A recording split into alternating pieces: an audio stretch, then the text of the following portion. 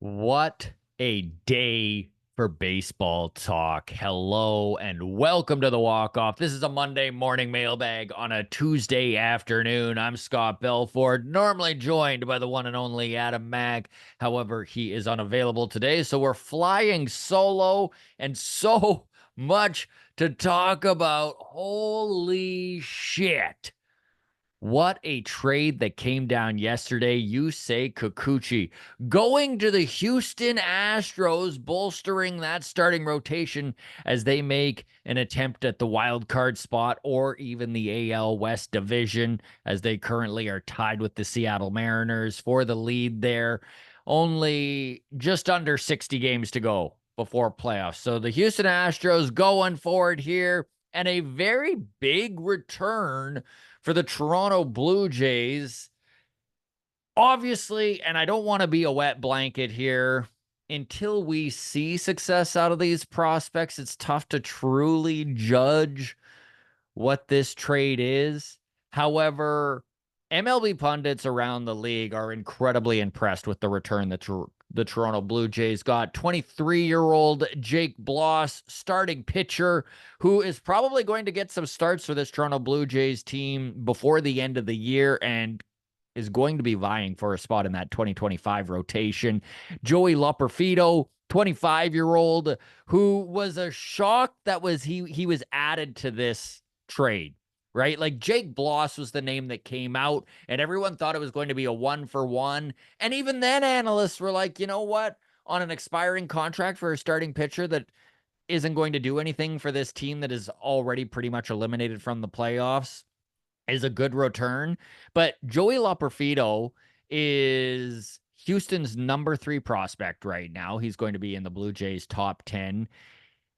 And impressive dude. He has a lot of Astros fans upset that he was included in this deal. And then Will Wagner, 26 years old, he's been killing it at AAA. Kind of profiles a little bit like Spencer Horwitz, left-handed hitter. Kind of the anti-Loperfido, way more of a typical Jays guy, right? His strikeout to walk ratio has been off the charts. He walks far more than he strikes out. Not a ton of power, unlike Loperfido. So we'll see how this all pans out. But you know what? Blue Jays fans pretty excited with how well received this trade has been by the rest of Major League Baseball. And I do want to talk Dana Brown, the general manager for the Houston Astros, because I'm going to say this right now. All fan bases hate their general manager almost exclusively. It is so rare. I remember in 2015, after the craziness that Alex Anthopoulos went through with pushing all his chips in there and bringing in David Price and Ben Revere and Troy Tulowitzki, and the list goes on of bolstering that 50 and 52 roster for them to win the division and go on that playoff run. And I remember fans chanting, "Thank you, Alex, dot, dot, dot, dot, dot. Thank you, Alex, dot, dot, dot, dot, dot." Never will that be seen again. I like, find me another organization or time in history where general manager love has been that high. I don't think it'll happen. So it does go to show you Houston Astro fans losing their mind over this, calling this the worst trade in Astros history, which, again, until these prospects work out, I don't know how you can possibly take that sort of leap. And I know everyone is upset that Yusei Kikuchi in Astros land, right? They're upset that they paid so much for a guy with a 4.75 ERA. I will say this, Yusei Kikuchi, his FIP, which is basically ERA, but it's adjusted for the field and the defense. And the defense has lacked sometimes for this Toronto Blue Jays club. His FIP is actually 3.65. So a full point lower than his ERA. He's run into some bad luck. And let's face it, this Toronto Blue Jays team has been a bad team. So all sorts of questions and comments to get to here. Sorry, I had to start with that trade because this is what everyone is talking about, and it is very exciting to watch the Blue Jays. Actually, it seems like maybe possibly win a trade on an expiring contract and maybe win a few. You know what? That Jimmy Garcia trade looking pretty good. Jonathan Clase, a pretty good return on that for a 33-year-old reliever. Again, that is a comment in the mailbag that we will get to. You can always send us a message on Twitter at Walk Off Podcast. If you are a Patreon member, well, you automatically get that Patreon bump and get your comment or question into the mailbag. You can reach out on Instagram, the Walk Off Podcast, or drop your comments here on YouTube. We've got, I think, 4 comments from YouTube in this mailbag, going to get to as many as we can here. So before we dive in, I do wish to point out that Vladimir Guerrero Jr. is on one of the most incredible heaters that we have seen this kid be on since 2021, hitting his 20th and 21st home run in that doubleheader yesterday against the Baltimore Orioles. A doubleheader, the Blue Jays split, taking that final game. 2 more against the Orioles today, and then, or 1 more today, 1 more tomorrow. And I think that wraps up the season series against the Orioles, which, incredibly enough, if the Jays take 1 more, I think they win this series. I didn't do the math before I'm shooting my mouth off here, but if not, it's very, very close to that. They've actually done quite well against the Orioles this year. But going back to Vladimir Guerrero Jr., he homered in both games of that doubleheader, including a solo shot in the nightcap that helped the Blue Jays earn a split with an 8-4 victory over the Orioles. Guerrero, get this, he went 7 for 10 in that doubleheader, just hitting a casual 700. The man is hot. 5 RBIs, 3 doubles, just 3 more RBIs in the late night game. Incredible what Vladdy is doing right now, the confidence he is showing. And I mean, if you watch those home runs, just 115 miles an hour off the bat, line drives that are going the distance. He hit it dead center yesterday. And listening to that Orioles, I don't know, I was seeing clips on Twitter of the Orioles announcers and the fear in their voice when he comes to the plate. The fear is back, baby. People are taking notice. Right now, Vladimir Guerrero Jr., a top 10 player in Major League Baseball. And great to see as a Jays fan. Great to see knowing that this team is trying to compete again in 2025. I still don't 100% know how they figure they can do that. But I mean, you know what? If some of these prospects they just got in return for these deadline sell-offs wind up panning out, there's a few there. I know that Jake Boss, honestly, he could be in this starting rotation next year. And that is one thing that with these injuries over this season, we have watched, right? We've watched the depth that we thought was in this system not exist. So bolstering those depth areas around the edges is only going to benefit this team in the long run. All right, let's get to some of your questions and comments here. Starting with Twitter, Josh sent us a message this morning. Kikuchi hurt almost as much as Danny. This funeral sucks. And I mean, if you're a fan of this team, watching some of these regulars that we've fallen in love with over the years go, it hurts, man. It hurts. It really does. And I know that they got a good return for Kikuchi, but we all love what Yusei has turned into.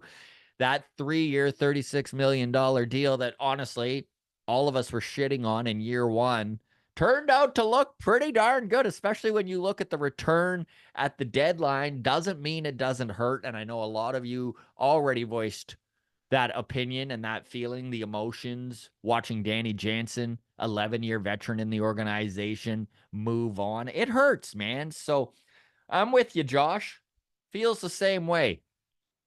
Deb DM'd us on Twitter. Again, you can always reach out on Twitter at Walk Off Podcast. She says, so am I right to assume Atkins gets another rebuild with the Jays? Sure looks that way to me. And I'm not 100% sure exactly what's going on with the front office. Unfortunately, we are going to need to wait and see at the end of the year if Atkins still has a job or not. And I kind of summed this up on MLB Mondays yesterday, a Patreon exclusive. So we'll go over it again on real quick here for the public. But I think that this is breaking down in two different ways. And number one, it's either Shapiro and James Click is at the helm right now. Atkins is a dead man walking, and it's already decided he's probably going to be fired at the end of the year. His power is taken away, and Click and Shapiro are kind of running the day-to-day, the decision making, that sort of thing. And we're going to watch him be fired at the end of the season, or Atkins is operating this team and being given a second chance to rebuild. And I've said this so many times on this show. You get one rebuild, in my opinion. You get one rebuild. You don't get two. You don't get a second kick at the can. You don't get to try again. I mean, my God, this is a team that has had Atkins and Shapiro at the helm for 9 years. So if we can't get out of the wild card after 9 years, maybe it is time for a new voice at the helm. And whether Atkins is going to be given that extra opportunity, none of us know. And I think that's why this fan base is in so much turmoil, right? The unknowing is slowly driving us all insane.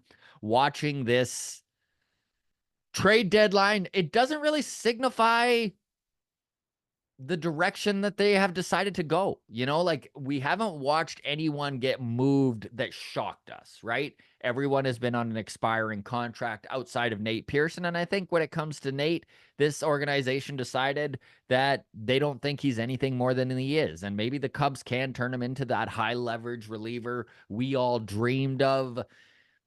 Time will tell. I know Nate had his first outing yesterday. He gave up a home run. He hit a guy and wound up getting ejected from the game. So business as usual so far for Nate Pearson. All of that said, I really do hope that Nate gets it together, finds some success with Chicago. And I think we all feel that way about these guys that have moved on. The best of luck to Yusei Kikuchi in Houston. All the love and the best to Danny Jansen in Boston. And then, of course, Jimmy Garcia and Justin Turner in Seattle. So we do wish them best. It's great to see that we've gotten some decent returns for them, and who knows what 2025 holds. That's kind of where I'm at. Like, how do we? And feel free to drop comments here. I am curious as to what you, the ground crew, thinks.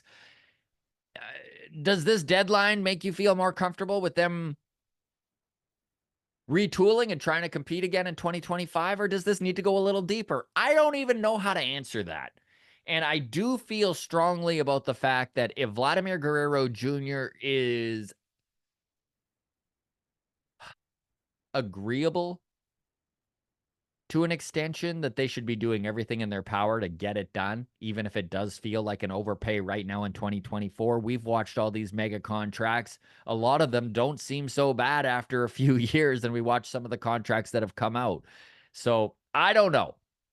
This is just a wait and see sort of scenario. We're sellers right now. Who else is going? Maybe Trevor Richards? Maybe Kevin Kiermaier. They can find a deal if they eat some money.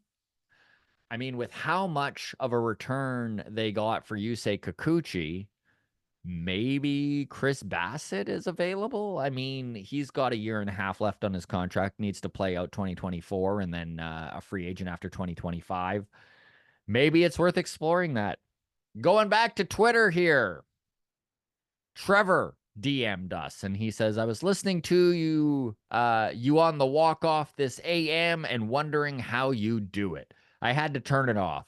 I am just not even emotionally attached to this team remotely right now. And I'm going to be honest, I am so jaded. I am losing interest because this team and front office is bad for my mental health. It's just a disgrace. Shapiro is a fraud. The emperor has no clothes. And Trevor, you're not alone on that feeling. All right. The emotions that I got from this mailbag is really interesting because it's a mixture of sadness. It's a mixture of excitement. It's a mixture of frustration and fed up. People are fed up. All I can say to Trevor is I'm kind of there with you. It's tough to be engaged in a team that is selling off right now. That said, they've won 4 of the last 5 games. I know I had a buddy of mine message me and he's like, the Blue Jays make the playoffs this year. You watch. And it is exciting to watch this sort of success start to come about, right? They swept the Texas Rangers. They have split so far this doubleheader with the very, very good Baltimore Orioles. So, what lies ahead of this season? Does anyone else think that this team could be a playoff team? I love those optimists. I love those optimists. And we always talk about how we're toxic positivity here on the walk off. And even I'm not quite at the point where I want to say that this team is a playoff team, but nice to see them go on a bit of a run. And honestly, while they're playing good baseball, it just means I'm happy day to day because I love watching good baseball. And I know a lot of you feel the same way. Going to Patreon. And again, if you are a Patreon member, you automatically get your question or comment into the mailbag. Matt Finley writes, "Hey, Scott and Adam, mailbag question. Did you two also have a great sleep last night after the Kikuchi deal? I know I did. Holy shit." There's some positivity for you. And again, I am pleased with that Kikuchi return. This organization, depending on what ranking you're following, is somewhere between 25 and 30 for the farm system. And it looks like they are going to be in the middle of the pack, somewhere between 16 and 21-ish, 22, after all is said and done with all of this infusion of new prospect blood into the system. They needed this. Even just from a value aspect of making trades, you need some guys other teams are going to want. The cupboards were very bare for this Toronto Blue Jays team, especially on a high end, close to graduating talent. And that's one thing about Joey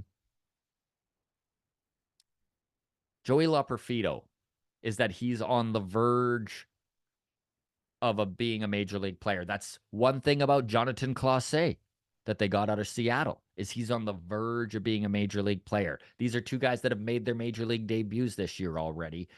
Jake Bloss, another guy, 23-year-old, who is going to find his way into this rotation as soon as early as August, like as early as once he gets settled in Buffalo, get the call up. I know Loperfido, it is said he's on his way to Baltimore right now. We might watch him play tomorrow, which would be very, very cool. So it's nice to see that kind of high AAA verge of big league prospect coming back to the Jays.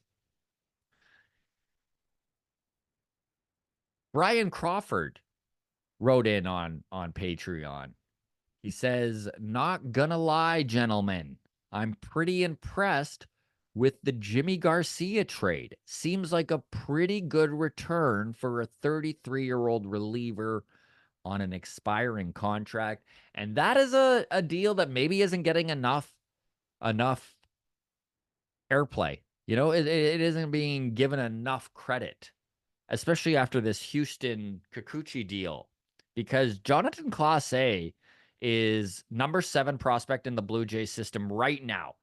So automatically into that top 10 in this organization. He made his major league debut this year. He's a speedster. He's got a good eye at the plate, gets on base, and is a dude who his next step in development is the major league. So another guy that we're going to see plenty of, I'm sure, in the last half of this season. They're going to see where they're at with it. And that's all you need. You need a guy like Loperfido or Clase or Horowitz or Leo Jimenez to take that next step, be a major league contributor next year so that they can bolster this team from the outside and not need to give up a bunch, right? They can maybe just add 2 or 3 guys in free agency that they need. And this is why I'm having I'm struggling with seeing how this team competes in 2025. And believe me, I would love to be out to lunch. Dear God, I would love to be so wrong on the ability of this organization to change their direction on the fly, retool, and compete in 2025. I would love to eat my words on that. I'm not 100% sure how they think they're going to fill the holes they need. They obviously need a cleanup hitter still, but these guys that they brought back that are on the verge of the major leagues, if they can if only one of them takes another step forward and can be like an above average player at a major league level, that's going to be huge for this team moving forward. Going back to Patreon, John Dick says, mailbag question for you guys. With nothing on the line for the Jays this season, what do you think about letting Vladdy play third for the remainder of the season with Horwitz at first? If the experiment works, it's really attractive option for next year. And to Mr. Dick, to John, I say, yeah, man, I love that idea. I know Vladdy's been playing third about once a week here. He's looked surprisingly good at the position and has definitely not been a black hole at all. Like he's playing third base, and I don't feel like it is a detriment to the left side of the infield. He's got a hell of an arm, a cannon on him. He makes the plays he's got to make. I say let's keep running him out there and seeing what we've got. Spencer Horwitz plays a better first base than he does second. He has not been below average at second by any stretch of the imagination. In fact, I think he has been a pleasant surprise at the position. But I do like the idea of Vladdy playing third base. It increases. Listen, if Vladdy can be the guy he is right now, let's say he's a 300 hitter, 30 home runs at third base, it is far easier to fill first base with a thumper. Maybe you go out and you get a Pete Alonso, something like that, to fill the cleanup hole. A guy who's just does it year in and year out, hits 30 plus bombs. I mean, the polar bear is the first one that comes to mind, but there are options out there at first base where you can go get a guy with thump easier than you can go get a guy with thump who still plays a good hot corner. So to John, I say, let's give it a go. Sure, I don't mind. Let's see what Vladdy's got there. Funny enough, had you asked me this question 3 months ago, I would have said absolutely not. What are we doing? Vladdy has proven that he should be at first base. But with where the team is at right now, and like John said, not a lot on the line this season, and the fact that Vladdy has taken reps at third and not looked like he shouldn't be there, let's give it a go. I'm curious what you, the grounds crew, think. I know that sometimes whenever Joel was talking about Vladdy moving back to third, there were people who were like, this is embarrassing, Joel. Just give it up. He shouldn't be at third. But I wonder if just your folks' opinion, some of you have changed on that just with where this Blue Jays team is at in the standings, and that the fact that the rest of the year is probably nothing more than just hopefully we get some good baseball as fans to watch, and it's not it's still fun to watch baseball. That's my hope for the rest of the season, watching some of these kids come up and be given an opportunity. And I think that it's smart to see if Vladdy can stick at the hot corner. And if he can't, you move him back to first. It's no big deal. This season's a write-off pretty much. What do you think? Drop your comments below. Speaking of dropping your comments below, we're getting to the YouTube comments here. Blue Jays fan 1 commented on our Jerron Watts Brown interview. So Jerron Watts Brown, for those of you who are unaware, is a right-handed pitcher. He was taken in the 3rd round last year. He's a top 10 prospect in this Blue Jays system. He's 22 years old and still has development to go without a doubt, but he's having a very, very good season in Dunedin. He got called up to the Vancouver Canadians, high A affiliate of this Toronto Blue Jays team, on June 29th. So you can check out that interview on our YouTube page or wherever you get your podcasts. Blue Jays fan 1 commented, I really appreciate how you are able to make these young guys lighten/open up. And to that I say thank you, but also These young gentlemen have really good heads on their shoulders, and I'm just thrilled to talk baseball with them when they take time out of their day to come on the show. I know that we are sitting down with left-handed pitcher Trenton Wallace tomorrow morning. He's pitching in in Double A, New Hampshire, and has had a hell of a season. He struck out 100 batters in 68 innings pitched, I think, and looks like he's on the verge of a AAA call-up. I think as we watch some of these AAA guys get the call up. Obviously, someone's Bowden Francis is going to be obviously called up here. I think he was yesterday. In fact, I know he was for a fact. So Francis is up. Yariel Rodriguez was optioned down to AAA. He is going to obviously get a call back up here in the next 10 days time once his the amount of time that you have to spend in AAA before getting a call up has surpassed. But Trenton Wallace is a dude to watch for. Probably going to get his debut with the Bisons in the next month. And he sits down with us on the podcast tomorrow. So keep an eye out for that. We really do appreciate all of the young kids and the affiliates who come on the show and share their baseball journey with us. Going back to YouTube, Kim's Dharma commented on Long Toss. We were talking about Danny Jansen and the way he found out he was traded. So before I even get to this comment, I will say, obviously, this front office told Danny Jansen he's most likely getting traded. I think all of the players on expiring contracts, that was communicated to them. I'm not saying that this is offside or a horrible thing that happened, but we were talking about Danny Jansen did not find out about getting traded until he went into the clubhouse and saw it on a television in the clubhouse. And we were just talking for a guy that has been in this organization for 11 years, was he owed something more? Was he owed them making sure, stopping him in the hallway on the way to the clubhouse, whatever it is, just to take him aside and be like, listen, Danny, by the way, I know you were expecting this, but just so you're not hearing it from television or Twitter, you were in fact traded to the Boston Red Sox. Was he owed that? So Kim's comment is, I had no idea that's how Danny Jansen found out. Again, a completely classless move by this garbage management. Other players in the league must be noticing management doesn't respect players enough to give them the courtesy of a heads up before going public. It takes my respect for John Schneider down a notch too, assuming he knew. And maybe Kim's being a little harsh there. I mean, there is always it's a business and these guys know it's coming. Although I will say, when it comes to Danny personally, I feel like they should have gone out of their way to make sure that he found out from a member of the organization and not someone on Twitter or not someone on television.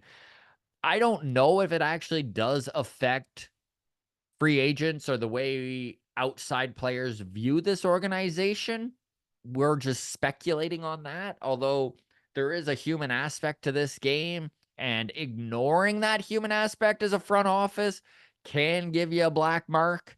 So I am curious what the general consensus around the league is on stuff like that. It happens in lots of other organizations too, by the way. We're not picking on this one on the Blue Jays here, but I will say, for a guy with the tenure Danny had, I feel like he was owed a little bit more respect with just finding that out. And maybe there was nothing they could do. Maybe it happened so fast that they weren't able to do it, but you'd think that there was the ability to send a clubhouse attendant down to do it. I don't care how you do it. Just don't let them find out on television. Would love to know your thoughts on this, by the way, grounds crew. Am I blowing this out of proportion? Like, I don't want to be that guy sitting here being like, whoa, poor Danny, this shit organization, when it's just everyday stuff. It just feels like because he was with the organization 11 years, maybe he was owed a little bit more than, let's say, Kevin Kiermaier, who was put on waivers and didn't find out until afterwards in a press conference. So, not that I feel that was the right way to handle KK, but when it comes to Jano, I mean, bend over backwards for the man. He put 11 years of his life in here. He's 29 years old. I mean, it's literally over a third of his life he's been a Toronto Blue Jay. Let's act like it. But I could be out to lunch, by the way. If you're not aware, I know very little. So last couple comments here to wrap up the mailbag. Again, thank you all very much for all your interaction throughout the week. You keep us busy here. You can always reach out on Twitter at Walk Off Podcast, Instagram, the Walk Off Podcast. You can shoot us a message on YouTube by dropping a comment, or if you're a Patreon member, you'll get that automatic bump and you get your comments and questions in. No questions asked. So Canna J commented on our Friday show, which we did on Saturday morning because we missed it Friday. We were talking about Garrett Crochet, who is yet to be traded. And I think it has a lot to do with the fact that he came out and said that if he is traded, he is not going to pitch in the playoffs unless he is given an extension, given more money. Now, we were in the mid of it. Adam asked me, is he a free agent at the end of the year? And I said, I think he is. And you guys came up big and corrected that. Can Jay commented here and said, guys, Crochet, just so you know, is under control for at least 2 more years, which does change things a little bit more. It seems like even more of a ridiculous demand on him to say that he needs an extension or he's not pitching in the playoffs. Talk about skewering the team you're on, right? Like the Chicago White Sox are god awful, and they should be doing a deep rebuild, something that they are already in the midst of doing. I mean, we watched Eric Fetty and Tommy Pham get moved, and I think they're going to continue to sell off here, and they really do wish to move on from Garrett Crochet, probably their most attractive trade piece. As the starting pitching market is red hot. Look at what the Blue Jays just got for Yusei Kikuchi. Garrett Crochet under a couple years of control. But if you need to go in and increase his salary a bunch and give him this huge extension for him to pitch for you in the playoffs, I mean, it's hard not, like, as a fan, I'm kind of like, fuck that guy. Curious what your thoughts are. Drop your comments and we will come back to this. But I just can't get over that as a professional player, you're going to say you're not playing in the playoffs unless you're given more money. It just seems like bad voodoo. It just seems like you're fucking with karma a little bit here and testing the baseball gods. But very interesting. We'll see if Garrett Crochet is in fact moved. Maybe there is an organization out there who likes what they've seen out of him, feels that they need a guy with some term, and maybe they can increase his pay and lock him up over the next 5 years if you believe in Garrett Crochet over the next 5 years. Again, really skewered his own market. And I mean, I don't understand it also because he's just going to stay with a god-awful team with the Chicago White Sox. So not only are you skewering your own value, you're eliminating the chance for you to go play on a better ball team, which you would think would be the goal. But you never know. He could be an Anthony Rendon and just going in there, putting his work boots on and making his money day to day. Final comment of the mailbag is going to go to longtime listener Mark Ryan, who commented on YouTube. So released the Saturday podcast. Literally 5 minutes after I put it out on YouTube, the Nate Pearson trade broke. And so right away I commented in our own comments and I was like, of course, it's the way it goes. Minutes after it's released, Nate Pearson gets traded. And then Mark Ryan goes, yeah, and it was also announced Tiedemann undergoes Tommy John surgery too in a season where the pain doesn't end. This is tough to take. Could not agree more. Ricky Tiedemann going down and undergoing Tommy John surgery is a big hit. It does make the Jake Bloss acquisition that much more valuable because they need pitching right now, especially with Yusei Kikuchi going out, Ricky Tiedemann undergoing Tommy John surgery. Who's going to be in this rotation? Alek Manoah I saw on Instagram, he was showing off that his arm is now out of the brace. He is still quite a ways away from starting to throw, and he's probably not going to be ready until at least May or June of next year. So yeah, They need guys who can pitch some innings. Jake Bloss definitely going to be given the opportunity to do so. I know Bowden Francis is going to be given some opportunities there. Yariel Rodriguez is also obviously in the plans as a starting pitcher in next year's rotation. Time will tell. Is there going to be more trades to come? Or is it going to be peripheral stuff like maybe they move on from KK and Trevor Richards, the final two on expiring contracts? Or do they get crazy and do they see how much they got in return for Yusei Kikuchi and decide maybe they can afford to move another starting pitcher? Chris Bassett is getting up there in age. Does he have value? Is he a dude that guys will pay as much as they did for Kikuchi? He's under contract next year as well. He's 35 years old, but he has the best numbers of any Blue Jays pitcher, although his strikeouts to walk rate isn't quite what Yusei Kikuchi's was. On that, I will bid you all adieu. Thank you so very much for following along here. I hate doing these things solo, but this was kind of a fun one. I know that Adam Mack sends his regards to you all, and we'll all be back here on Friday. Take care of yourselves. Thank you again. Feel free to drop your comments right here on YouTube, or you can always reach out on Twitter at Walk Off Podcast and Instagram, The Walk Off Podcast.